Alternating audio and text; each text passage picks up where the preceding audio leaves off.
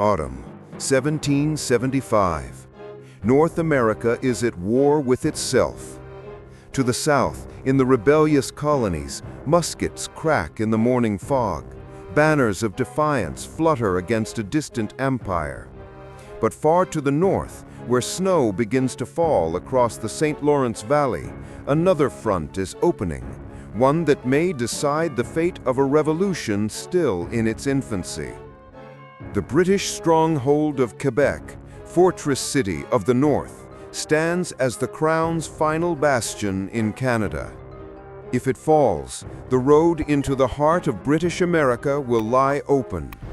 If it holds, the dream of a free continent may freeze to death on its walls. The order has come from Congress itself. Two forces are to converge upon Quebec, one from the south under General Richard Montgomery, advancing from Fort Ticonderoga, and another, led by an ambitious young colonel named Benedict Arnold, cutting through the uncharted wilderness of Maine. Their mission? To strike before the British can reinforce Canada and to convince its French-speaking people to rise for liberty. But this is not a march through farmland or familiar valleys. Arnold's army faces a wilderness that swallows men whole. Thick forests stretch for hundreds of miles, cut by frozen rivers and rising swamps. Rain turns to sleet, sleet to snow. Rations rot, powder spoils. The men, soaked, starving, and cursing, drag their boats across mountain ridges and waist-deep bogs. Their journals speak of exhaustion and despair. History is not just the past. It is the greatest story ever told. From the rise of mighty empires to their fiery collapse, history has shaped the world in ways that continue to amaze us. From warriors who carved kingdoms to revolutions that changed the course of civilization, every moment holds a story worth remembering. From ancient wonders like the Great Wall and Da Vinci's timeless sketches, to humanity reaching for the stars with the Apollo 11 mission, the journey of mankind is nothing short of extraordinary. This channel brings history to life through fast-paced stories, cinematic storytelling, and epic journeys across time.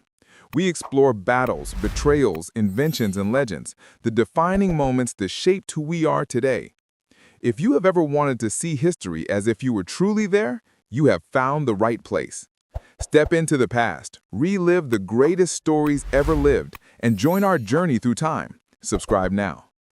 We are half-starved, out of provisions. Our route has been attended with 1,000 difficulties I never apprehended. Some collapse from hunger, others turn back. Entire companies vanish into the trees, their tracks buried by snow and silence. Arnold presses on.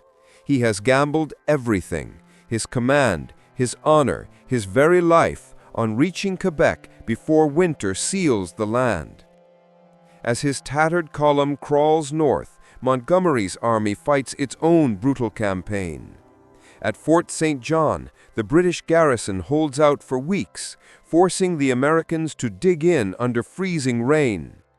With the heavy guns taken from Ticonderoga, Montgomery hammers the fort into submission.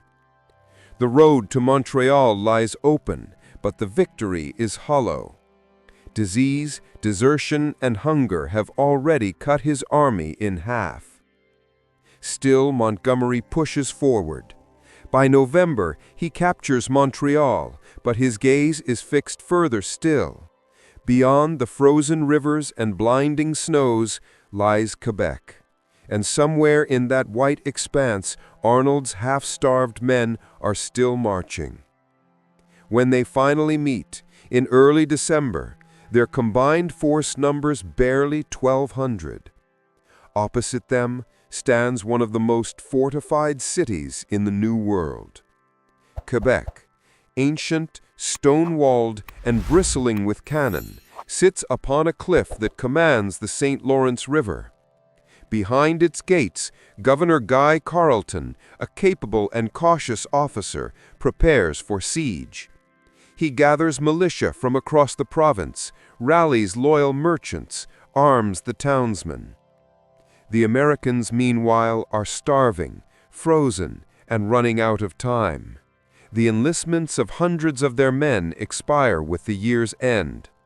They know that once the new year dawns, their army may simply dissolve. So they make a desperate choice: to attack. But what chance do 1,200 weary soldiers have against a fortress built for empires? What hope remains when the snows deepen, when powder grows damp, and when the enemy waits behind stone and cannon? In the early hours of December 31st, under a moonless sky and howling blizzard, Montgomery and Arnold make their move. Their target? The city that stands between revolution and ruin. The fate of the Northern Campaign will be decided in the frozen streets of Quebec. Midnight, December 31st, 1775, the last night of the year. In the frozen dark above the St. Lawrence, Quebec's walls rise like the edge of the world, black, ancient, and rimmed with ice. Snow sweeps across the city in great white veils, erasing sound and shape. Only the glow of lanterns flicker along the ramparts, where British sentries shiver at their posts. They cannot see it yet, but death is moving toward them through the blizzard. Outside the gates, 2 columns of Americans wait in the storm. Their faces are wrapped in rags, muskets clutched to their chests, powder horns tucked beneath their coats to keep them dry. They've been ordered to move in silence, no shouting, no drums, no light. If all goes well, the city will be theirs before dawn. But nothing, this night, will go well. General Richard Montgomery leads the Western column. A man of discipline and calm resolve, he has fought the British before, as one of them. Now, against the wind and snow, he trudges through narrow, ice-choked paths along the St. Lawrence's edge, guiding his men toward the lower town. His orders are clear: break through the palisade at Pres de Ville, then sweep into the city. To the east, Colonel Benedict Arnold leads the second column, younger, fiercer, and still limping from a wound taken weeks before. His path runs through Saint-Matelot, a maze of frozen streets and shuttered houses. If the 2 forces can join inside the city, Quebec will fall. But the storm has other plans. The snow thickens into a white curtain. Men stumble, lose formation. Powder turns to paste in their pans. Muskets misfire. Orders vanish in the howl of the wind. Montgomery reaches the first barricade, a rough wall of timber and ice. He draws his sword, raises his voice above the storm. "Men of liberty, forward!" A sudden flash, then thunder. A single British cannon roars from behind the barricade. The grape shot tears through the dark, striking Montgomery full in the chest. He falls without a sound. The men behind him freeze, staring into the snow, unable to see their commander's body lying still in the drift. Confusion ripples down the line. Without orders, without leadership, they break. The survivors retreat into the storm, leaving their general where he fell. At the other end of the city, Arnold's column pushes on, unaware of Montgomery's fate. They advance through streets slick with ice, past darkened houses and frozen market stalls. Every window could hide a musket, every corner an ambush. The British defenders, a mix of militia, sailors, and a few hundred regulars, are waiting. As the Americans turn a corner, a volley erupts from the shadows. Dozens drop where they stand. Arnold himself is struck in the leg, the ball shattering the bone. He refuses to be carried back. Bleeding, he props himself against a wall, shouting commands until his voice is hoarse. "Push forward! For God's sake, forward!" But his men are trapped. Snow piles waist-deep, blocking escape routes. Behind them, British reinforcements close in, sealing the narrow streets. For hours, musket fire echoes through the frozen alleys, flashes of orange against the endless white. When dawn breaks, it is over. The snowdrifts are littered with bodies. 200 Americans lie dead or dying.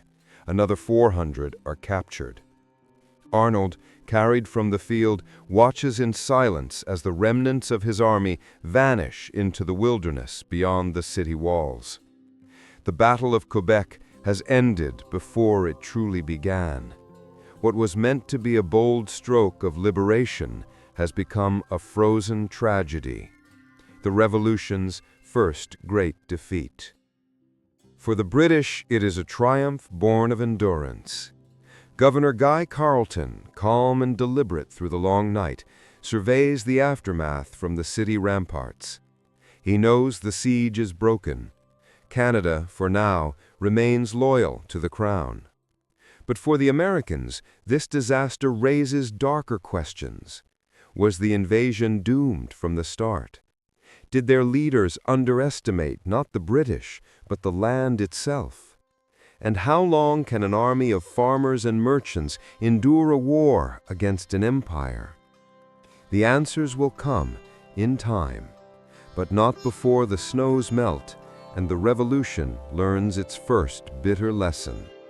Morning, January 1st, 1776. A new year dawns over Quebec. The first light reveals a city shrouded in frost and silence.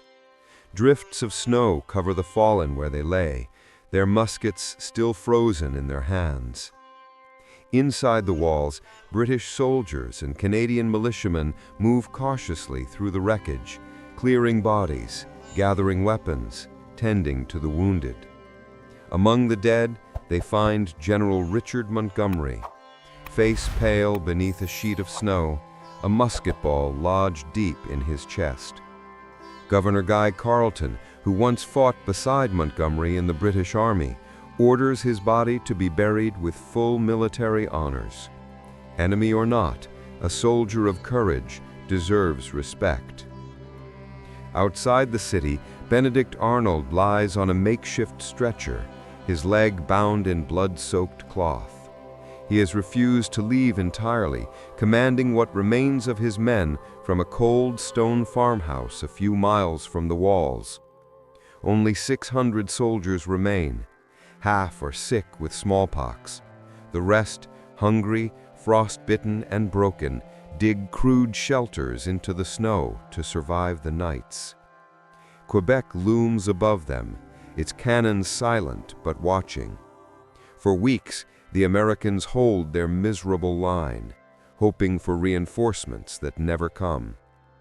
Letters are sent south, pleas for men, food, gunpowder. But the new year brings only wind, snow, and despair. In the diaries of soldiers, words replace gunfire. Private Simon Phobos writes, "We are half dead with cold and hunger. Our men are dropping daily with sickness and want. The snow is our bed, the sky our covering." Even the officers feel the creeping hopelessness. One notes bitterly, "We are not besieging Quebec. Quebec is besieging us." By February, smallpox has torn through the camp. Rows of tents become makeshift hospitals. Doctors bleed their patients, not understanding the disease, and spread it further. The living bury the dead beneath the snow, shallow graves that the thaw will later reveal. And yet even here, in the shadow of defeat, the idea of independence does not die. Arnold, ever stubborn, clings to the hope of victory. He writes to General Schuyler, "If we can but hold our ground till spring, we may yet see the flag of liberty fly upon the walls of Quebec." But spring brings not salvation, only more British sails on the horizon. In May, the river ice breaks, and with it comes the sound of drums and cannon wheels. Thousands of British reinforcements disembark under the Union Jack. General Carleton watches from the ramparts as red uniforms flood the docks, the largest British force ever to set foot in Canada. The Americans, vastly outnumbered, finally break. Arnold orders the retreat, a slow, painful withdrawal through melting snow and rising rivers. The sick are left behind, prisoners to mercy. The rest drag their wounded through the forests of the north, retracing the path that once promised glory. For many, it becomes a march into oblivion. When they finally reach the safety of Lake Champlain months later, barely half remain. The invasion of Canada is over. The dream of liberating the province, of uniting it with the 13 colonies, is shattered. For the British, Quebec becomes proof that rebellion can be beaten back. For the revolutionaries, it is something darker, a reminder that bravery alone cannot conquer empire. They have seen their best men frozen into the earth. They have learned that passion must be tempered by discipline, that liberty must be paid for in blood, and that every defeat carries a lesson. In the cities to the south, news of the disaster spread slowly. Congress, stunned, calls for renewed effort, for new armies, new commanders, new resolve. But in taverns and streets across the colonies, whispers begin. If the revolution cannot take Quebec, can it ever hope to defeat Britain? The answer will come soon enough. For even as the snows melt from the fields of Canada, a new British armada gathers at sea, bound for New York, and in its path stands a man still untested by empire, George Washington. The road back from Quebec was not a retreat, it was a reckoning. Behind them lay a shattered dream, buried beneath snow and silence. Before them, a revolution still too young to understand what war truly meant. The men who survived the march through Canada carried more than wounds. They carried stories. Stories of hunger and frostbite, of comrades buried in shallow graves, of courage met by misfortune, but also stories of something else. Belief. Belief that even in failure, their cause was just, and in time, that belief would ignite an empire's undoing. In Philadelphia, the Continental Congress read the reports from Quebec with grim faces. The invasion had been a disaster, Montgomery dead, Arnold wounded, the army in ruins. But amid the losses, one truth became clear. This was not a rebellion to be crushed quickly. This was a war for survival. The dream of liberating Canada faded, replaced by something fiercer, defending the revolution itself. In taverns, churchyards, and marketplaces, news of Quebec spread not as a tale of failure, but of sacrifice. If men could march through frozen wilderness for freedom, perhaps that freedom was worth dying for. Meanwhile, in London, the reports arrived by ship. The rebel army has been repulsed before Quebec. The northern threat is extinguished. King George III read them with satisfaction. His ministers nodded. They believed the uprising in the colonies was already faltering, that the defeat in Canada proved American weakness. Orders were sent. Raise new regiments, assemble fleets, prepare to strike a decisive blow. The king's armies would now march south to New York. But in the colonies, a different storm was brewing, not of muskets and cannons, but of ideas. Thomas Paine's pamphlet, Common Sense, spread through the towns like wildfire. His words struck harder than musket fire. The cause of America is in a great measure the cause of all mankind. What Quebec had broken in body, Paine repaired in spirit. The revolution found its voice, and at the center of this rising fire stood George Washington, a commander who had yet to win a major battle, but who understood one truth above all. Defeat is not the end of war. Sometimes it is the beginning of wisdom. Washington studied the reports from Quebec carefully. He saw in Montgomery and Arnold's mistakes a lesson written in blood. Never again would the Continental Army charge blindly into an enemy's fortress. Never again would enthusiasm replace preparation. He began drilling his men with relentless discipline. Ragged militias became soldiers. Camps became fortresses. Still, the storm to come would test everything. In the summer of 1776, sails appeared on the horizon. Not a handful, but hundreds. New York's harbor filled with the might of the British Empire. 32,000 troops, 10,000 sailors, 400 ships, the largest expeditionary force the world had ever seen. They had come to crush the revolution once and for all. For Washington's army, still weary from the northern campaigns, the sight was almost biblical. One observer wrote, "The whole bay was covered with ships. It looked as though all London was afloat." And somewhere far to the north, in a dimly lit room, Benedict Arnold recovered from his wound, listening to the wind whistle against the walls, wondering if his sacrifice had meant anything. He had not yet become the traitor history would remember. For now, he was still the hero who had led his men through hell and lived. But the seeds of bitterness were there, planted in Quebec's frozen soil.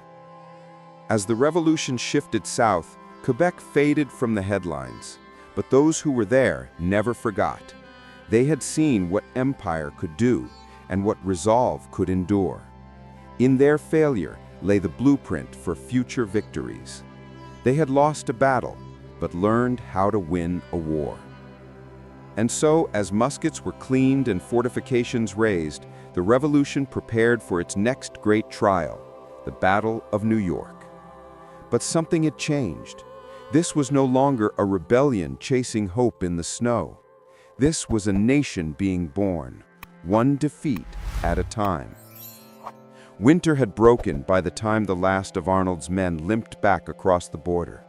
The rivers thawed, the snows receded, and the trees, once skeletal with frost, began to bloom again. But in their minds, the cold never left. The Battle of Quebec faded from the newspapers, replaced by the roar of cannons at New York, Trenton, and Saratoga. History, ever impatient, moved on. But for those who had climbed the cliffs, charged the walls, and buried their dead beneath the ice, Quebec was not a forgotten chapter. It was a scar. To the Continental Congress, it had been a military disaster. To George Washington, a lesson in discipline. But to Benedict Arnold, it became something far deeper, a personal ghost that would follow him to the end of his days. He had marched through wilderness when others turned back. He had led men into battle when the odds were hopeless. He had held the line before Quebec for months, with no food, no reinforcements, no glory. And yet, history gave him no credit. When promotions came, they went to others. When honors were handed out, his name was not spoken.